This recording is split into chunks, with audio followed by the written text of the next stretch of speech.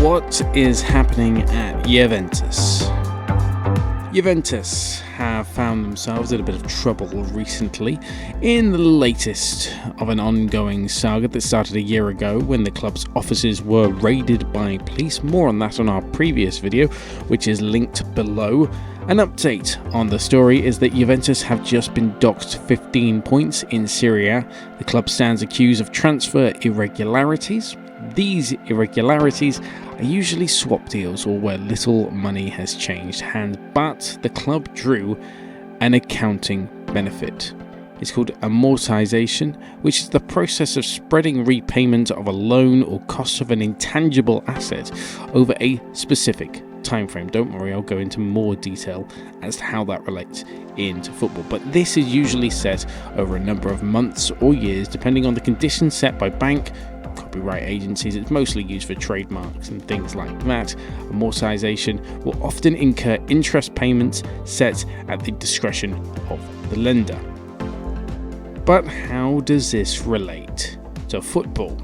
Well, here's an example given to you by ESPN. So, for example, I sell a player for £10 million to another club. I record that revenue as £10 million gain, but I sign a player to replace him for £10 million. That player signs a 5-year contract. So I can spread the cost of that player over 5 years. So on paper, I haven't spent £10 million, even though in fact I have just spent £10 million. Because I've spread that cost over 5 years, I'm really spending £2 million a season. So if I've sold the player for £10 million, I report it as a £10 million sale on the balance sheet, but I report the new signing of a player at a cost of £2 million. I've suddenly made £8 million profit on paper, even though in reality I've made no such profit. I've just replaced an asset with another asset that costs exactly the same price. This is technically legal, very deceptive, but completely legal. The original case against Juventus and other Italian clubs was thrown out as it was successfully argued that you can't put an objective valuation on a player and therefore a transfer fee. However, prosecutors in Turin successfully agreed to reopen the case because they saw new evidence had emerged. That evidence comes from a separate criminal investigation known as Prisma. And the allegation is that not only did they create fraudulent swap deals at inflated valuations, but it was a part of a systemic attempt to cook the books.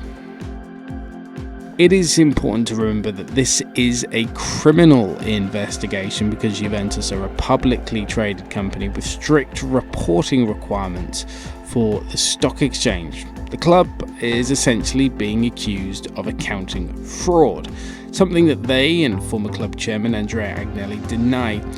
Interesting to note that Andrea Agnelli, whom once again denies these allegations, is set to be banned from holding an office in Italian football for 24 months. The ruling comes after the entire Juventus board, including Mr. Agnelli, resigned in November, and the collective resignations came after Juventus financial statements underwent scrutiny by prosecutors and Italian market regulators known as Consob last year, which was in that original video that we made, link once again in the description down below. And they alleged false accounting and market manipulation. Furthermore, Juve published annual losses of £220 million for last season, a record-breaking fee in the history of the club. So what does it mean for Juventus? Well, they have no realistic chance of reaching Napoli at the top of the league and are now 14 points adrift of Roma, who occupy the final Champions League qualifying spot in Serie A. It means that the club could miss out on potentially €78 million of additional revenue, which is what they earned from the 2021-2022 season of the Champions League, reaching the last 16 that season. It is also important to note that Juventus indicated on Friday, that's Friday the 20th of January 2023, that they are waiting for the written reason behind the sanction and will launch an appeal.